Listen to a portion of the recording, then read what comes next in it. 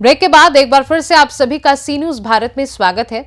खबर बिहार के समस्तीपुर से है, जहां हसनपुर प्रखंड क्षेत्र में पैक्स में नामांकन के बाद पैक्स चुनाव को लेकर विभिन्न पंचायत में सरगर्मी तेज हो गई है। उम्मीदवारों ने अपने पक्ष में मतदाता को करने के लिए जनसंपर्क अभियान शुरू कर दिया है।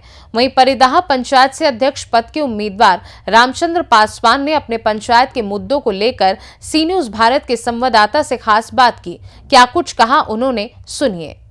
अभी हम हैं समस्तीपुर जिले के हसनपुर प्रखंड क्षेत्र में। हसनपुर प्रखंड क्षेत्र में पैक्स चुनाव को लेकर नामांकन के बाद लोगों में सरगर्मियां तेज हो गई है। प्रत्याशी अपनी ओर करने के लिए जनसंपर्क अभियान चलाना शुरू कर दिए हैं। हम बात करेंगे हसनपुर प्रखंड के परिदाह पंचायत से पैक्स अध्यक्ष पद पर नामांकन करवाए हैं। जी बताइए, इस बार क्या मुद्दा रहेगा? आप तो पिछले कई टर्मों से इस पद पर हैं, इस बार क्या मुद्दा लेके आए हैं?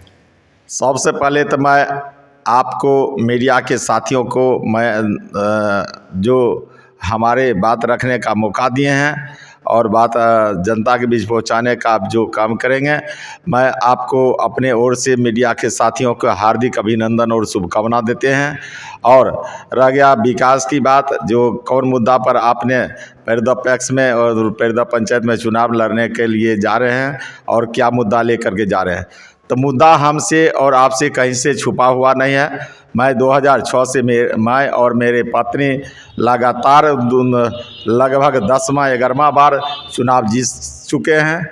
चाहे वो मुखिया का हो, चाहे वो पंचायत समिति का हो, चाहे प्रमुख का हो, चाहे कोऑपरेटिव बैंक के डायरेक्टर निर्देशक का हो, चाहे पैक्स अध्यक्ष का हो, चाहे व्यापार मंडल का डायरेक्टर का हो, मैं लगातार 2006 से अभी तक चुनाव मैं और मेरे पत्नी जीतते आ रहे हैं। और अभी वर्तमान में मेरे पत्नी प्रमुख हैं। और विकास की जहां तक मुद्दा की बात है, तो उस विकास के मुद्दा पर हमने जो परिदाह पंचायत में 1.5 करोड़ के लागत से परिदाह गांव में छठ घाट का निर्माण किए हैं, सीढ़ी घाट का निर्माण किए हैं। और पुल पुलिया बनाने के लिए तो खैर कोई कमी नहीं है, चाहे वो मनरेगा से हो, चाहे 15वीं वित्तीय योजना से हो, चाहे पंचायत के मुखिया जी के द्वारा हो। हम लोग विकास का मुद्दा पर काम करने का काम कर रहे हैं। जहां तक की बात है प्रधानमंत्री आवास योजना का भी हम लोग पहुंचाने का घर घर काम करेंगे। अभी सरकार के द्वारा घोषणा हुआ है, जो प्रधानमंत्री आवास योजना में नाम जोड़वाया जाएगा, तो हम लोग मुखिया और समिति और पैक्स अध्यक्ष दोनों मिलकर के सामंजस्य बैठा करके और जनता के बीच जा करके जिसका छूटा हुआ है उसका नाम जोड़वाने का काम करेंगे। और मनरेगा से हर रोड का संपर्क जहां जिस गांव में नहीं पहुंचा वहां पहुंचाने का काम कर रहे हैं और किए हैं। चाहे पशु शेड का भी इधर सरकार के द्वारा घोषणा हुआ है, जो बकरी शेड और पशु शेड देना है, जिस लाभुक को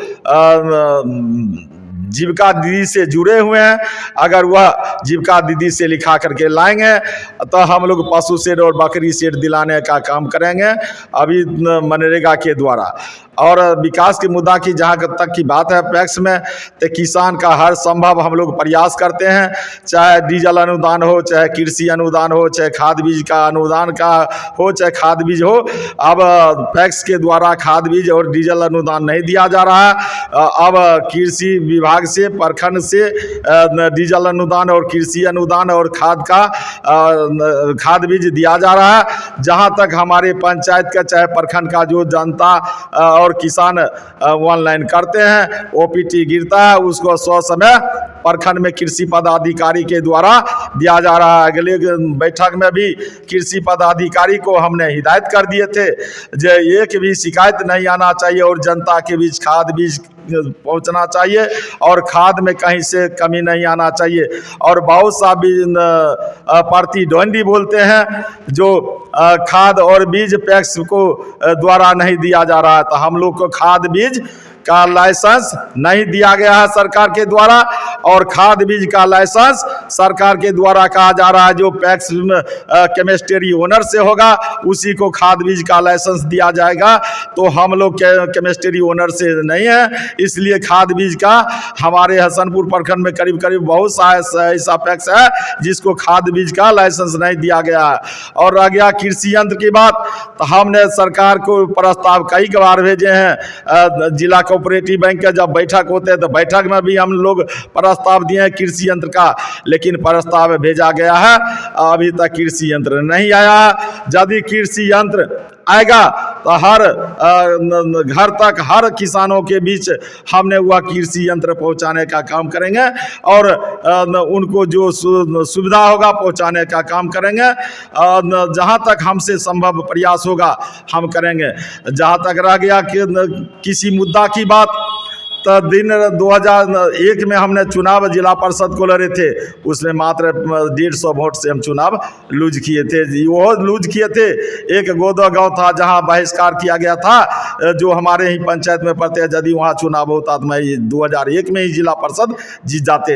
रह गया मुखिया की बात, अगर मुखिया के चुनाव उस समय लड़ते तो हमने 2550 वोट ला करके चुनाव हारे थे, और मुखिया 300 पर बने थे, हम उसी बार मुखिया बन जाते। तो जनता का जनसलाभ मेरे साथ है। हमने ये 20 तारीख का नामांकन किए थे, मात्र एक पर्दा पंचायत से जनता था, जो आप लोग भी देखे होइएगा मीडिया के भाइयों, आप उस जनसलाभ से समझ सकते हैं जो जनता का साथ हूं और जनता पर मेरा विश्वास है और जनता में मुझ पर विश्वास करते हैं। मैं उन्हीं विश्वास के साथ का आज तक काम कर रहे हैं और करते रहेंगे।